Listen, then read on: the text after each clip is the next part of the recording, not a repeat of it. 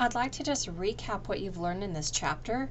This chapter 7 has been wildly different than the other things that you've done so far in this book, and it's kind of just taken a lot of extra and interesting things that you can do in Excel and roped them into this one chapter. So let's just kind of review. The first thing that you did in this chapter was you built a template. Now, when you built the template, you were saving it on your USB device or on your own machine if you're using your own machine. And remember that a template really works best if it is loaded on your machine. So when you start a new Excel spreadsheet, for example, and you go to New, you are looking at templates that are pre-built for you.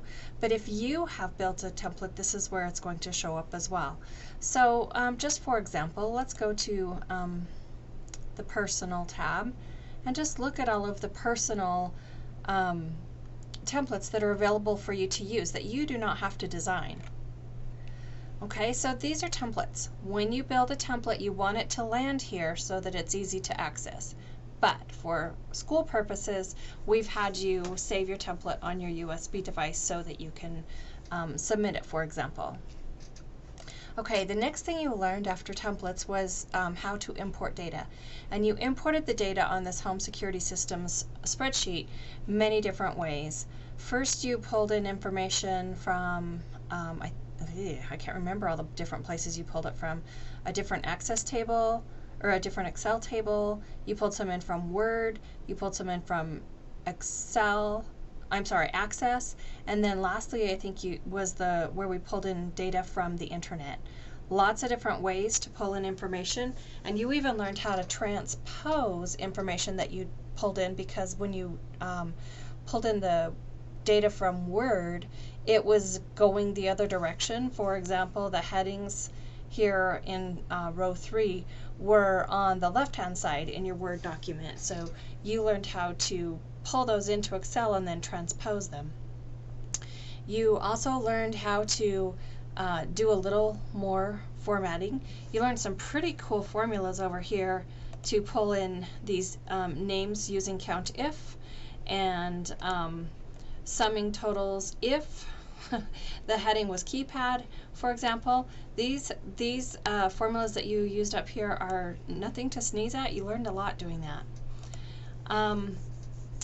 You learned how to use the quick analysis toolbar to shade information here in column G. It's the same thing as conditional formatting, all right, but just used it a different way because you used the quick analysis tool. All right, and then do remember that in the instructions I asked you to format this bottom line using the total cell style, just so it sets it off from the other data. I felt like if it wasn't set off with the total, it'll just look like another number. So just a request by me. All right, then you learned how to create a bar chart, which you've done before, but a little bit different because you're pulling it off of this data here that was created with formulas. And you did some pretty sweet formatting of the bars, learned a few new things here that you haven't done before. The third thing you did was created a smart art graphic. If your graphic does not look perfectly like this one, and in fact as I look at mine now, I can see that my Home Security Systems logo is not the right color. No worries, you guys, just do your best on this one. Your instructors are not going to be too particular as long as all the stuff is there.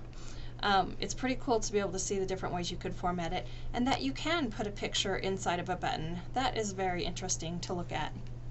And then lastly, you learned how to take a screenshot of a different window and pull that into Excel. Now they had you take a screenshot of a web page, but really it could be anything on your screen.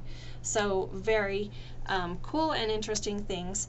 For this chapter, this module 7, this is it. You learned a lot in this chapter. You do not have to do anything at the end. That was well worth 40 points.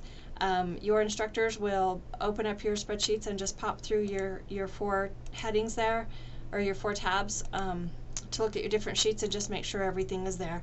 Most importantly, the imported data.